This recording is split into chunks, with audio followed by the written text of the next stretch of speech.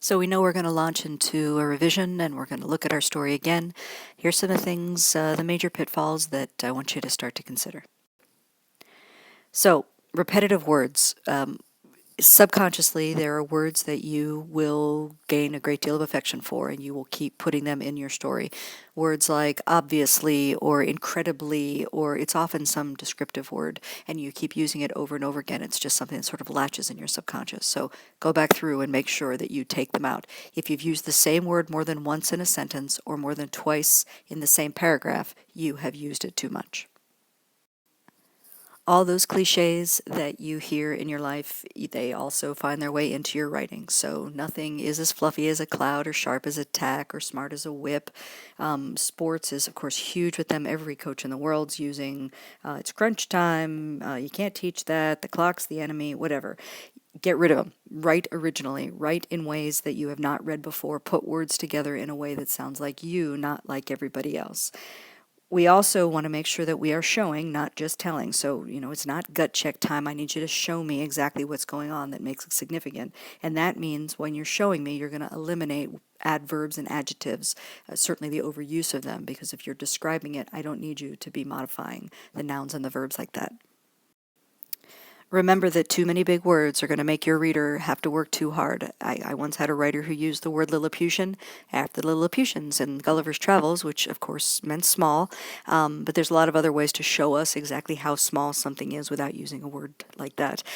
We talked a little bit before, the misuse of words, affect, defect, imply, infer.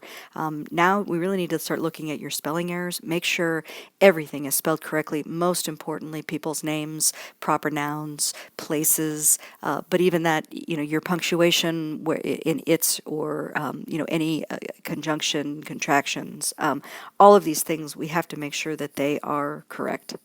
And look through here and make sure that you're not writing subjectively. So I don't want to see your opinion in this. I want the opinion of your sources. So make sure if you're starting to show your opinion about how you feel about it, you're going to start to weed that out of your writing. Say what you mean and mean what you say. There is a place for jargon. If you're writing for a magazine I love is Correction Officers Magazine. That's a terrific publication, but you have to write in the lingo of correction officers. The same thing applies when you're writing for a lot of trade publications. So those people who write for agriculture, are writing for different animal publications. You're going to use certain terms that other people will understand. The term whelp may not mean anything to you, but it does to people who breed dogs. So, it's important that you put that jargon in when you need it, but that you leave it out when it's just something that you know and that the other readers will not know. We don't even consciously think about sexist language, but we don't use things like weatherman anymore or businessman. It's businesswoman if it's a woman or businessman if it's a man. So, be as specific as you possibly can. Try to avoid also the idea of reading someone's mind. So you can't say that the mayor felt something or that the senator was angry about something. You could say the mayor said he felt this way or the senator demonstrated in some way he was angry, but we can't read people's minds. Partial quotes, that's when you see the example here, some writers, and then you put in quotes, quote only so much and quote as they need. Try to avoid those. They're really hard to follow, and especially if you do too many of them in a row, your reader has no idea what's going on. So if you find that you need to put in one word for impact and put it in quotes, okay, but for the most part, you're going to be paraphrasing those facts, supporting them with quotes, and give us a full quote. The same thing, look for redundancies, so, true fact, close proximity, plain and simple, all of those things are redundant. And your tenses and the use of pronouns, something that we all do incorrectly. So from a tense standpoint, make sure that if you are writing in the past tense, you stay there. If you're writing in the present tense, you stay there. So if your publication uses the word says instead of said, as a magazine I write for does, you're going to have to go through and make sure that all of your story reflects that present tense. So grammar mistakes are things that we all do every day when we're speaking, but when it comes to writing, we can't afford those mistakes anymore. So, some of the big ones that we want to catch up with are I or me. How do you know which one to use? And remember, take the other subject out of the sentence. So my brother and me went to the store. That doesn't sound right. My brother and I went to the store. So I went to the store.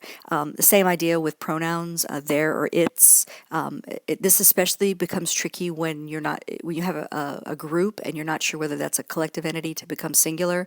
So something like the FBI changed their policies is something that we'll read all the time, but it's actually the FBI changed its policies because the group is singular. Ellipses, we use those when we take something out of a quote. It's those three dots that you'll often see.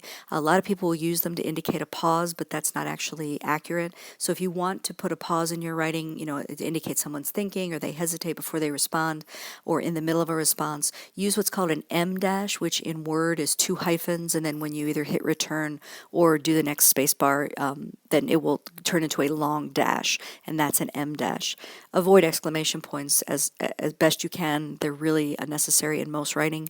And then the idea of commas, putting commas where they belong.